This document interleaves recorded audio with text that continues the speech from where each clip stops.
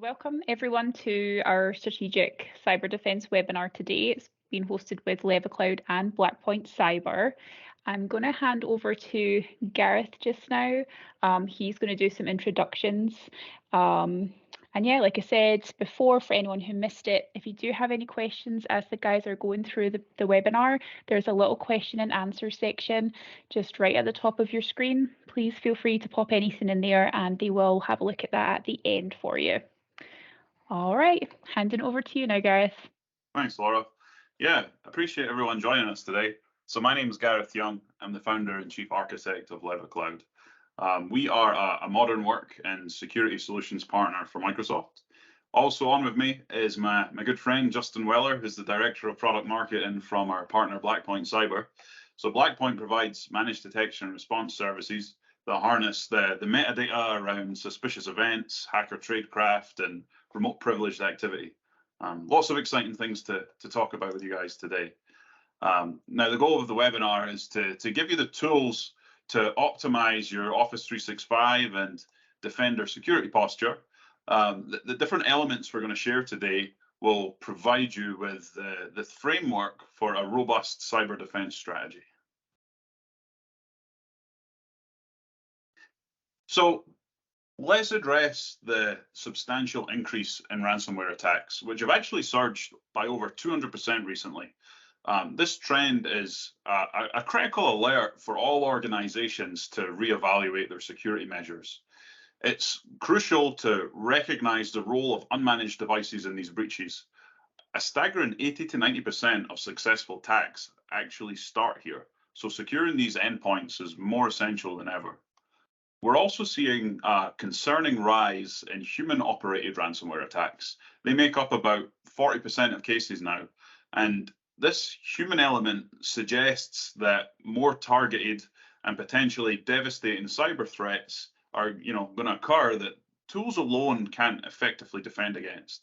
And, looking ahead, it's actually anticipated that these human-driven attacks will continue to climb, which means our security tactics need to evolve in tandem. Now, proactive defense is step one in our strategy. By staying ahead with regular security checkups and updates, we can begin to fortify our defenses against these increasingly sophisticated attacks from these different threat groups. Let's also explore the escalation of identity attacks. Attempts have actually soared in this area to over 30 billion monthly, and that's an exponential jump from last year's figures. Imagine 4,000 attempts per second to compromise Microsoft's cloud identities. It's a relentless onslaught that underscores the urgency for stringent security. And, despite multi-factor authentication bolstering our defenses, adversaries are relentlessly finding detours around the security checkpoint. So let me give you an example.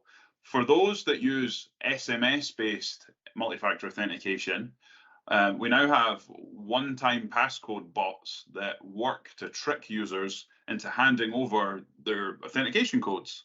And oftentimes this is through convincing robocalls or phishing scams.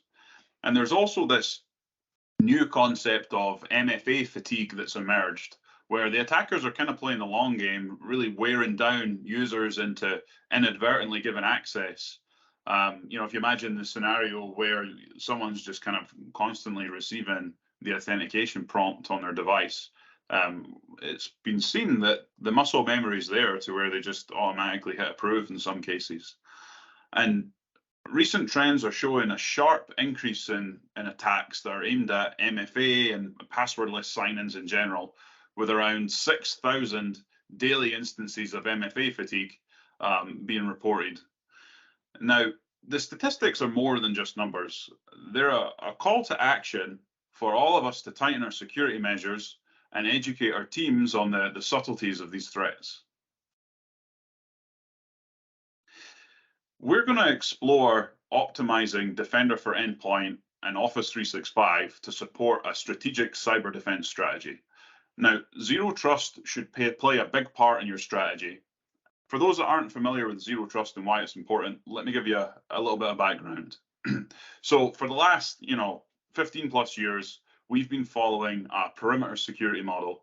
And essentially the idea was everything inside of your network, we would wrap a firewall around it, and everything inside that firewalled area was deemed to be safe. So, all of our data, our systems, that kind of thing. And, for the occasional user that would work remotely, they might use a VPN with like a username, a password, and hopefully a multi-factor authentication token to cross through that perimeter. But once they're in, they basically had access to anything.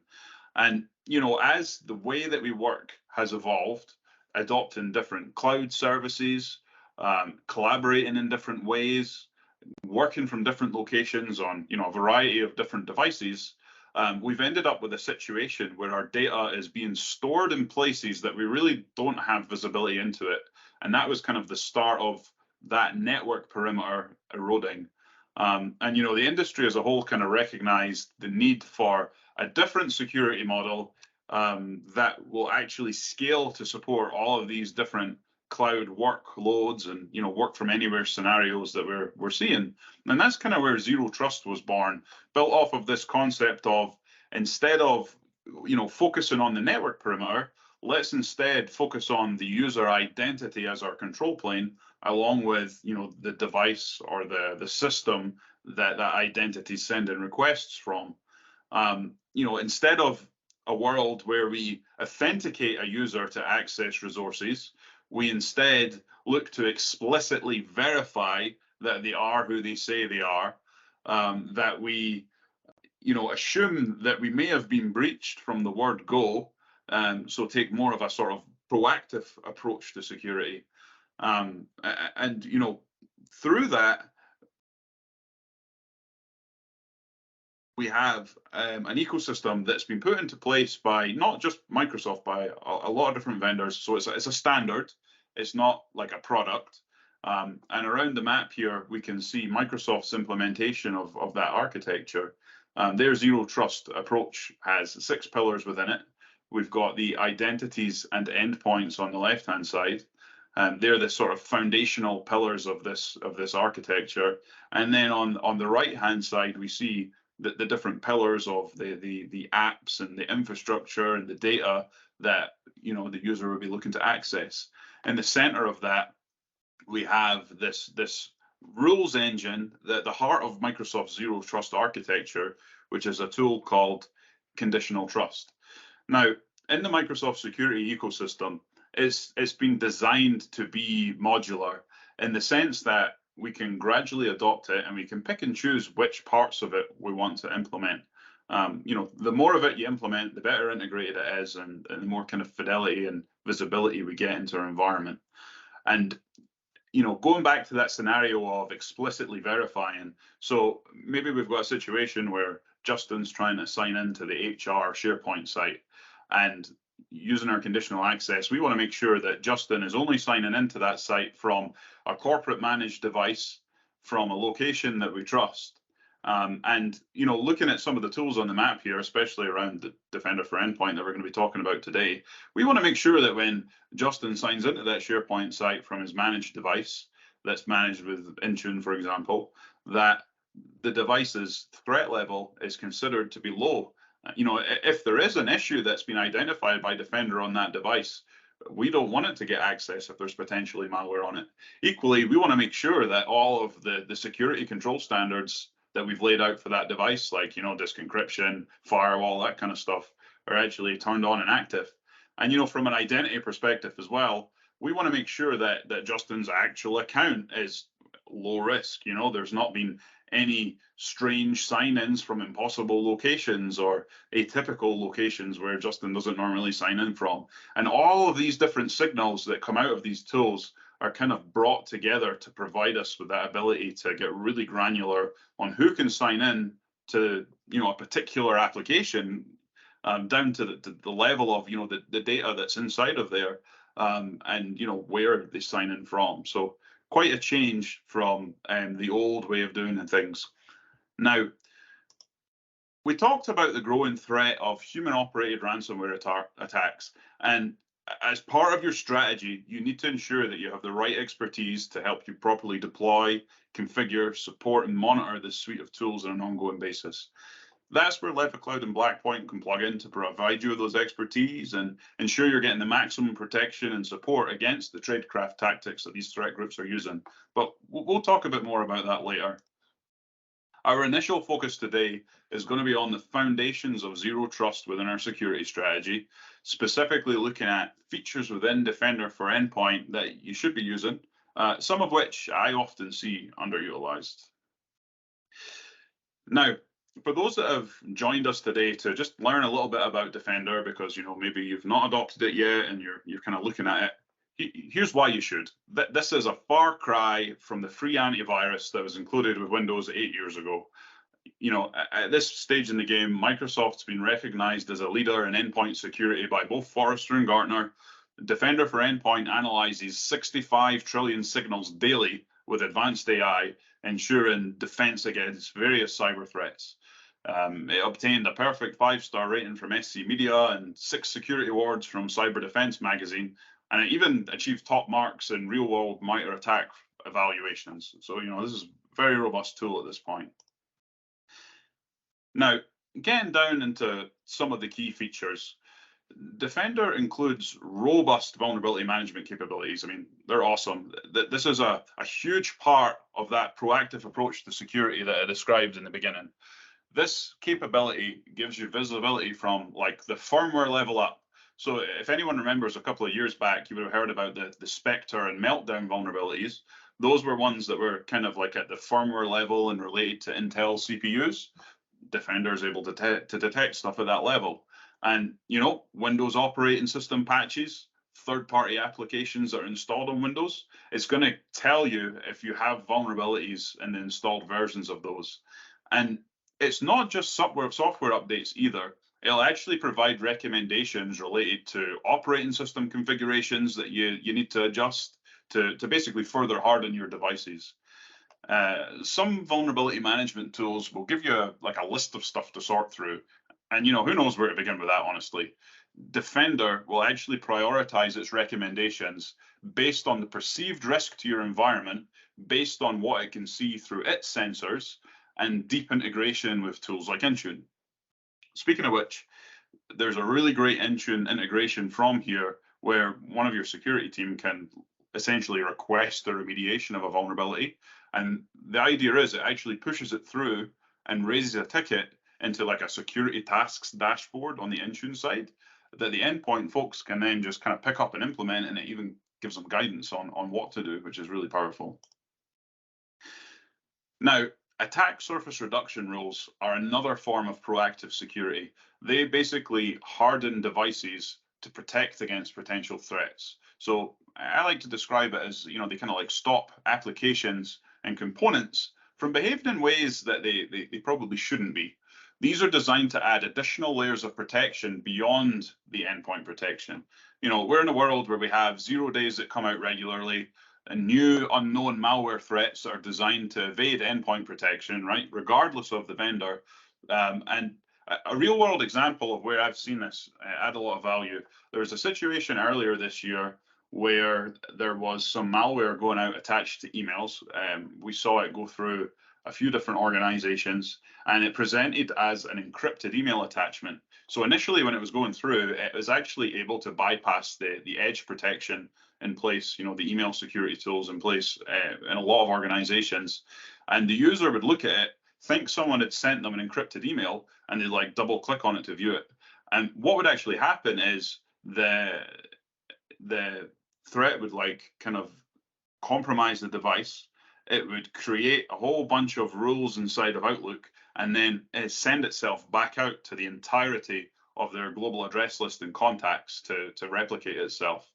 And just by putting in place an attack surface reduction rule that can stop Outlook from creating child processes was the way to immediately kind of stop this one in its tracks. So really valuable. And this is one of the ones that I don't see utilized as much as I would really like to.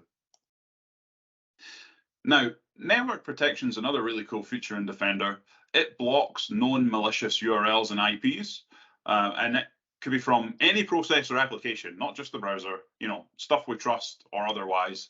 It's actually quite common in a ransomware situation for the malicious actors to send commands to compromise systems using command and control servers. Attacks typically hide in cloud-based services such as file sharing, web services, and it enables these command and control servers to avoid detection by blending in with typical traffic. These servers can be used to initiate commands that can steal data, control compromised computers in a botnet, disrupt legitimate applications, and, well, spread malware such as ransomware. This network protection component of Defender will identify and block connections to these infrastructures that are used in human-operated ransomware attacks. It uses techniques like machine learning and intelligent indicator of compromise identification. If you happen to subscribe to your own threat intelligence feeds as well, then you can actually add other IPs and domains into this too. So next generation protection, this part of Defender was actually designed to catch like emerging threats. And generally speaking, if it identifies an issue, it'll take an initial action to stop the threat in its tracks, to give your security team a chance to kind of catch up on it. It does this through a couple of mechanisms. So behavior-based heuristics, which is kind of part of the real-time antivirus protection, essentially it includes always-on scanning using file and process behavior monitoring. And it also includes detecting and blocking apps that are deemed unsafe, but might not be detected as malware. Also in this section, we've got the cloud delivered protection, which includes near instant detection and blocking of some of those new and emerging threats that we talked about, and then dedicated updates. So this is, also the part of the engine that ensures that the Defender antivirus itself stays up to date. Now, the big difference with Defender for Endpoint is the endpoint detection and response capabilities. So this part of Defender gives your security teams the fidelity to investigate and proactively hunt for the threat tactics utilized by the human-operated threat groups that I described. When a threat's detected, alerts are created in the system for an analyst to investigate. Alerts with the same attack techniques are attributed to the same attacker. They get aggregated together in a thing called an incident. And the idea is that aggregating alerts together in this manner makes it easier for analysts to collectively investigate and respond to threats. It also gives us the ability to conduct thorough investigations back 6 months of alert data for comprehensive incident analysis. Some threat actors will actually live off the land in your environment for several months before making a move. And if we identify a security threat, we need the data to ensure that we clean them out of the network completely versus just securing one or two endpoints. And I'm sure Justin will touch on how Blackpoint addresses that side of things with their MDR service in a bit here, because this gives them a lot of the fidelity they need for that. Now, it's really crucial that you take advantage of the different features that I just described to effectively protect your organization. We've helped a lot of customers with the initial deployment of these tools and the ongoing support as they learn how to use them. Specialized support is our primary focus. We've got a lot of experience with these tools. We stay in our lane of the endpoint management, security, and compliance capabilities within Microsoft 365. We don't provide any generalized Office 365 support. When you work with us, it's a partnership. We'll work hand in hand with your team to craft and execute a defense strategy that operates seamlessly with your existing operations. And our services are all inclusive. We'll provide support that encompasses everything from the initial setup and deployment of the Microsoft security tools to in-depth troubleshooting and resolution of advanced issues. And you can see a couple of examples on this slide of feedback we've had from some of our customers. Now, we pride ourselves on the comprehensive approach our services take. If you've already deployed Defender, we're going to review the deployment and help you optimize it to ensure you're fully protected. We only hire in the US. Our team is Microsoft Security and Compliance certified. Our goal is to be your level 3 support available on demand. We see our support as more accessible expert support than what you get from Microsoft directly. And if you've ever raised a ticket with Microsoft, it can take a significant period of time to get that ticket escalated to the expert level that's often needed for these specialist tools. Because we only support the security and compliance tools, we're cost effective compared to generic support options. Let's quickly explore some of the options with our Defender services. So for the hands-on teams, we've got the customer managed option. It's perfect if you prefer to keep things in-house, but want the peace of mind knowing that expert help's just a call away. And as I mentioned, we'll help you onboard your production devices to Defender, and you'll have access to advanced support when you need it. Plus, we keep your team sharp with the latest features and security trends to make sure you're not missing out. Our 24/7 MDR service, which is powered by Blackpoint Cyber, is like having a team of cyber guardians. They're always on, always vigilant, always ready to jump into action against threats. This isn't just any protection. It's a comprehensive shield covering everything from the endpoint to the cloud, with a real-time response that's tough on these advanced threats like human-operated ransomware and account takeover attacks. They're your personal cyber detectives and researchers keeping threats at bay. And for those who want the full package, our fully managed service is the way to go. Imagine having a security fortress with all the bells and whistles. That's what this is.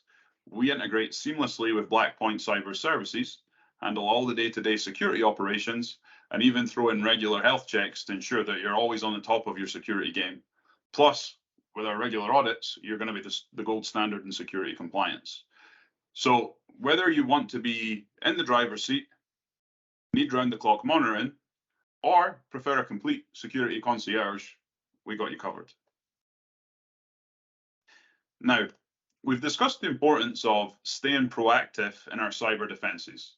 Let's delve into what it really means to be in an optimal state of ransomware resiliency. This is about creating a threat and risk-free environment where we're not just reacting to incidents, thinking back to that perimeter security model, but actively preventing them, looking towards zero trust security instead. It requires a robust toolkit that includes advanced malware detection, swift endpoint detection and response, diligent vulnerability management, and the strategic empowerment of your security operations center. Now, to bring this concept to life and provide you with the highest level of protection, like I mentioned, we've partnered with Blackpoint Cyber. They are specialists in managed detection and response services. They bring to the table expertise and advanced technologies to layer on top of your Microsoft suite and safeguard your operations. These guys stand out not only for their ability to detect threats, but respond to them in real time, offering a layer of defense that's both dynamic and resilient. So with that, I'm going to hand it over to Justin so that we can learn how their MDR service can fortify our promise of building an optimal ransomware resiliency state for your organization.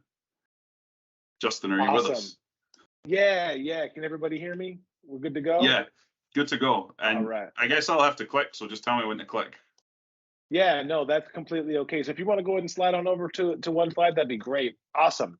So, man, first off, I want to say thanks to everybody kind of jumping on this call here. I know how difficult it is to get some time away in business, and in this climate, may as well be asking you for a year, right? So just really appreciate it, kind of a ton. What I want to talk here a little bit today is kind of what it is that Blackpoint can do to essentially put you in the most cyber resilient state possible, along with what Levacloud is doing with the Microsoft services as well. So here is kind of what we have realized. We actually here have the ability to have taken a look at a lot of different types of security stacks, right? When it comes to the different types of really opportunities that are out there for security for small to medium-sized businesses, medium market enterprise businesses.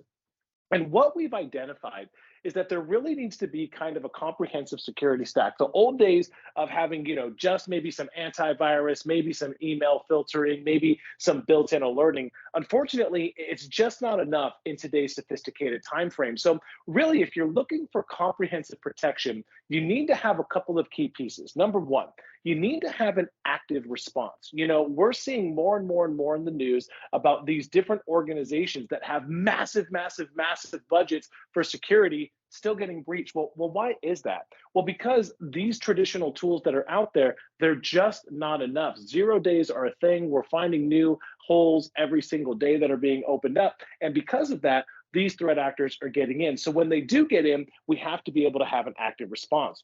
With that being said, you also need things like endpoint tradecraft protection for Windows devices, Mac devices, cloud tradecraft protection for M365 accounts, right? Not only the email side of the house, but also the identity, right? So often we're utilizing, hey, log into this particular website with your Microsoft account, or log into this particular website with your Google account, right? So those cloud tradecraft protection pieces are necessary.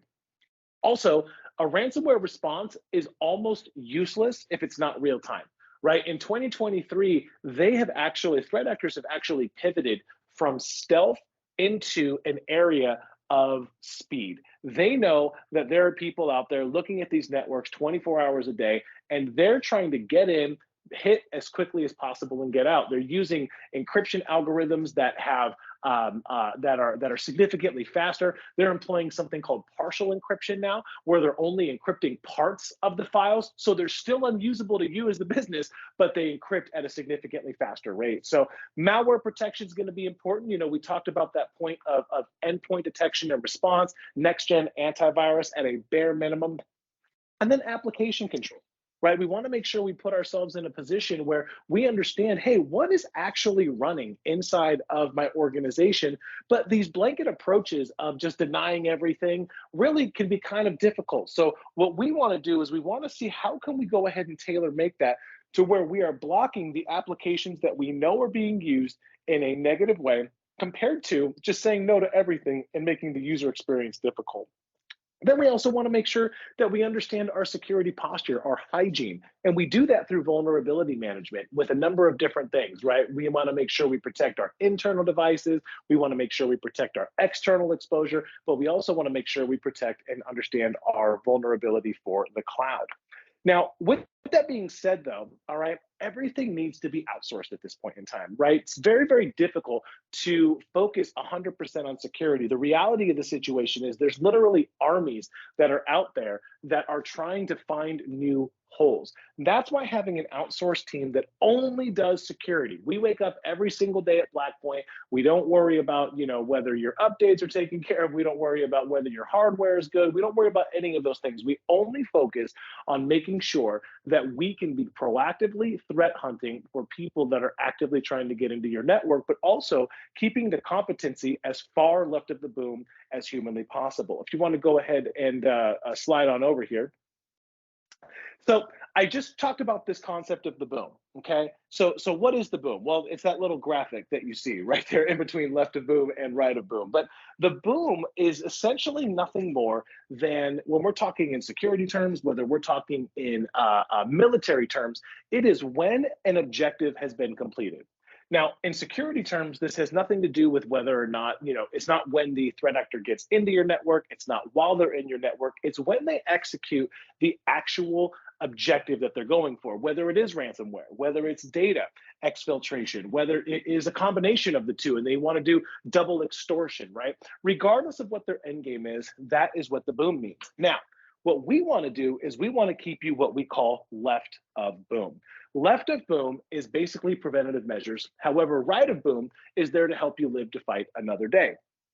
So what we're taking a look at here are what we call the 5 pillars to true security. Now, here's where it becomes kind of difficult, okay? There's this concept in IT and also, you know, just in various military terms, which is called defense in depth. Defense in depth is essentially this. There are multiple ways for threat actors to accomplish their goal. For instance, like if we're in the middle of a war, we have, you know, different military teams, right? We've got Navy, we've got Air Force, we've got Marines, we've got armies, we've got Coast Guards. Why do we have all these different things? Well, because if we're protecting a nation, there's other ways, multiple ways that adversaries can attack us. And because of that, we have to make sure that we are constantly pivoting to make sure we have a response to that threat. Defense in depth in cybersecurity is literally no different. It basically says that, hey, over the years, we've identified that there are different holes that threat actors use to be able to get inside of networks to handle their objective. However, as new things are discovered, we also got to make sure that we keep those new things covered without removing the protection for the old things. The problem with defense in depth, though, is that it's kind of loosey-goosey, so to speak. That I can have a conversation with a lot of different IT professionals, and they're going to give me, hey, give me your defense in depth plan. Well, it's going to be different depending on who that particular individual is. So as an industry, what we did is we created something called frameworks. Frameworks are what we took this defense in depth philosophy and we added kind of hard edges around them. And there's a lot that's out there. There's the CMMC framework, there's the NIST framework, CIS frameworks that are all security wise. And where it becomes difficult though is which one do you choose? So I told you all that to tell you this. What we did here at Blackpoint is we identified the commonalities between these particular frameworks, and we said, hey, listen, if you as a small to medium-sized business or a medium market business or an enterprise level organization, if you can standardize on these 5 agnostic stacks, well, guess what? You can now consider yourself about 80% cyber resilient. And really, depending on the different vertical that you're in, whether you're a manufacturing organization or if you're a school or if you're a hospital or whatever it is, that is where you can take that remaining 20% and kind of tailor make it a little bit. But really, here's what these 5 pillars are. First things first, we've got to have asset visibility, okay? This is where Levacloud is going to be able to kind of get a good understanding of what's happening inside of your network, good network documentation. The goal here is to basically say, listen, if I don't know what to protect, I can't protect it. It's that simple, right? So that's pillar number 1. Pillar number 2 is network hardening or systems hardening. The concept behind this is to really take the attack surface and we want to reduce it as small as humanly possible. We want to be able to make the threat actor target so small that it's harder for them to get into. Things like multi-factor authentication that were talked about a little bit earlier, right? There's a concept called principle of least privilege, which basically says, hey, people should only have access to what they need access to for as long as they need access to it. So kind of making sure that your permissions hygiene is there. Now, we know what to protect. We know we want to reduce the attack surface. Well, pillar number 3 is where we want to be able to detect the actual threats. And this is where the difficulty tends to lie. My guess is that most of the people on this call have heard of malware, okay? Malware is malicious code, it's malicious software that sits on a particular machine, and this is going to be the area of your endpoint detection and response, your next-gen antivirus products, to be able to kind of identify the known bad. If this happens, then this happens, then this happens, then I'm going to go ahead and do this. That's kind of software fighting software. What a lot of people haven't heard of is kind of what's been brought up a couple times today, and that's this philosophy called live off the land tradecraft. Live off the land tradecraft is actually not type of software. What it is, it's behavior that threat actors use to hide themselves from those traditional software solutions. So they're going to be utilizing legitimate IT system admin tools and legitimate IT software that's been created to help IT professionals that are never going to get flagged by any of these software solutions. And they utilize these to hide themselves inside of your network to make sure that they can get in, automate as much as they can, do what they want to do, and then they want to get out. And that's why pillar number 4 is here, because we have to have a real-time response. It was talked about a little bit earlier today that really the goal here is to assume that a breach is going to happen. That is where you start in 2023 and almost 2024, and you move your way backwards from there.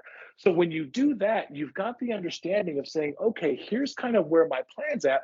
And like I talked about earlier, the reason why the response has to be done real time is essentially this. They've pivoted away from stealth as much as humanly possible.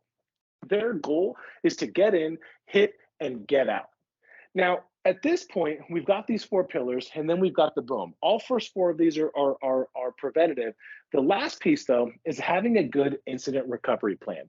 This is going to be making sure that you have things like business continuity, disaster recovery type solutions, incident response, digital forensics, cyber insurance, breach counsel, those kinds of things. And these are all going to be things that are going to kind of limit the blast radius to help you live to fight another day.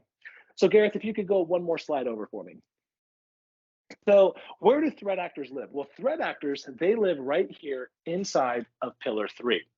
Pillar three, the problem with these is the problem with the threat actor is this. When we're taking a look at, endpoint detection and response, a lot of those attack chains are linear, right? This happens, this happens, this happens, we'll do this. There's some minor variations, a little bit of what's called heuristics, which is a little bit of behavioral analysis, which is helpful to kind of help some of these things.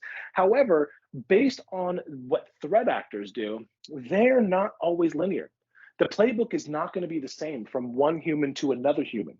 Sometimes they immediately drop a ransomware payload. Sometimes they try to hop to another machine. Sometimes they try to escalate the privileges and raise the level of access that they have inside of that particular device. Sometimes they're going to scan the network to see what's open and what's available. However, where it becomes really, really difficult is that all of these items, they're not linear. So what you need is to be able to have a platform and somebody that can orchestrate whatever order these events come in into one event and have a human analyze this so that way it can actually be taken care of. And go ahead and click one more over for me. And that is where we kind of come into play, okay? This is the core of our solution, our managed detection and response product. Our managed detection and response product is an agent that can sit on the actual endpoints themselves for Windows or Mac, and it sends telemetry back to our 24/7 security operations center. What we have the ability to do here is we can separate ourselves from a lot of the other organizations that are out there because of how we handle and deal with these three different letters, MDR. So the M in MDR stands for managed. When we say managed, we fully manage it. We work with Levacloud's team to deploy those particular agents and the telemetry comes back to our SOC. When we say D for detection, all of our software is 100% proprietary. We actually don't rely on any third parties for any updates or features added or any of those things. But the key here is the response. That's the R portion in managed detection and response. When we say response, we're going to be continuously working with Levacloud to understand what's going on. And as we identify some sort of a breach has happened, we take action immediately and isolate that device. But then we call Levacloud. And we say, hey, Levacloud, it's 2:22 in the morning. We have identified that there's been a breach in a particular organization, whether it is on their endpoint or inside of their cloud infrastructure. And what we're going to do is we're going to isolate that device so that threat actor can no longer spread to anywhere in the network, or we're going to remove access to that particular M365 account so they can no longer have access to it. And we're going to work with them to help clean that particular portion up for you. And then they're going to be reaching out to you to help you understand that, hey, there was a fire inside of the house, but we put the fire out and we're good to go moving forward. If you want to click over one more for me there, Gareth. But this is where we get really excited. So, we've been talking a lot of Microsoft solutions here today on this particular webinar. And you know what? We actually align really well with Microsoft. The reality of the situation is Microsoft, when we talk about third-party vendors outside of ourselves, they're the largest attack surface on the internet, period, full stop. They've been doing this for 4 decades. Everybody in the world knows who they are in every single country. So what we've done here is we've actually built our product to integrate very, very well into the Microsoft ecosystem solution. So we talked a little bit here about, first and foremost, we talked a little bit in regards to the Windows devices themselves, right? These are your desktops, these are your laptop devices where that agent gets installed. However, we've also got 24/7 active cloud protection. So this cloud tradecraft response, it's going to not only manage the email side of the house, but it also takes care of your identity. So if you're in a situation where you've used your Microsoft account for another third-party organization or some sort of website, if we identify that that Microsoft account was breached in any way, we not only can stop it from the Microsoft side, but we can also revoke tokens to where they're no longer accessing those third-party websites. So it's not just the email, but it's also going to be the identity. We also can help you with simplifying the client management. So the Managed Defender for Endpoint, we've got the ability to ingest the alerts and the metadata from those EDR solutions to make sure that we can manage those. And there's 24 hours a day, 7 days a week, not only looking at the human side, but also the software side as well. With that being said, we also bring in visibility into the vulnerabilities. We've imported a significant amount of the Microsoft Vulnerability Management Platform into our solution, so it gives kind of a well-rounded and holistic approach, so that way you know that both the telemetry from Microsoft as well as the telemetry from Blackpoint Cyber's Tradecraft on the endpoints, on the cloud, on the hybrid users, the remote users, no matter who it is, we've got the ability to take a look at everything 24 hours a day, 7 days a week, and we can correlate all of these alerts that happen into one event so our SOC can take action. Go ahead and slide on over for me one more time, Gareth. All right, so this is our bundle that we have here for you. We talked about this a little bit, but I'll kind of run through it quickly. At the top, we've got active response, right? This is aligned to the modern cybersecurity stack that we talked about earlier. We've got the active response with our MDR, tradecraft protection with our MDR, cloud protection with the cloud response product, ransomware response, that's included inside of our bundle as well. We manage the EDR through Microsoft Defender for Endpoint or even any other EDR that you may use today.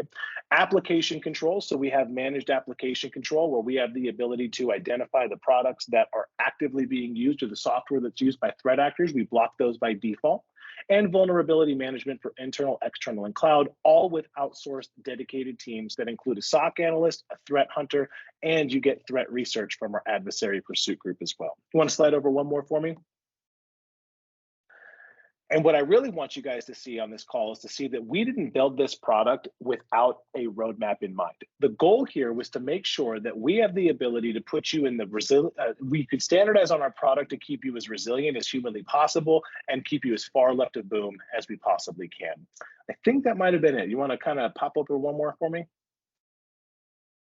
That's right. I did want to talk about this really quick. So this is actually something that is relatively unique to Blackpoint. Actually, I can fairly confidently say that there's not an organization in the world that could have stopped this particular type of attack, and it may or may not have been the very first attack of its kind that we've seen. So we've talked a little bit about Microsoft Intune, and Microsoft Intune is a cloud platform that allows you to kind of manage and set up policies and conditional access and these different types of things. It's a very, very, very powerful tool.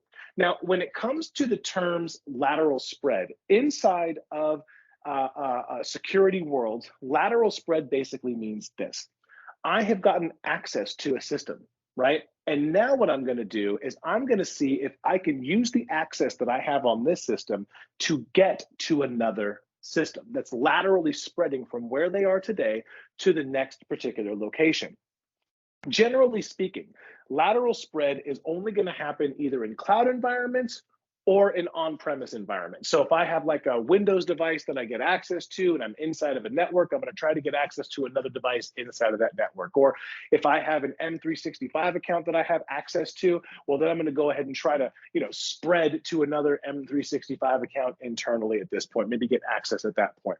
What makes this extremely unique is that in this instance, the initial access, the person that got access to this, they actually compromised an account via phishing or some other form of credential threat.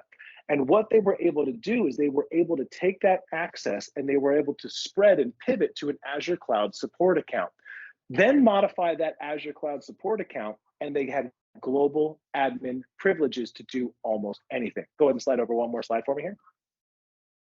So what they then did is they were able, with that global admin account, they were able to get in to the Intune administration. What Intune can do is it's a very powerful tool for IT providers to be able to create policies and send out remediation scripts and those kinds of things. However, in the hands of a threat actor in this scenario, well, what they were able to do is they were able to take a custom remediation script in Intune and they set the script to run on devices daily. This is what's called persistence.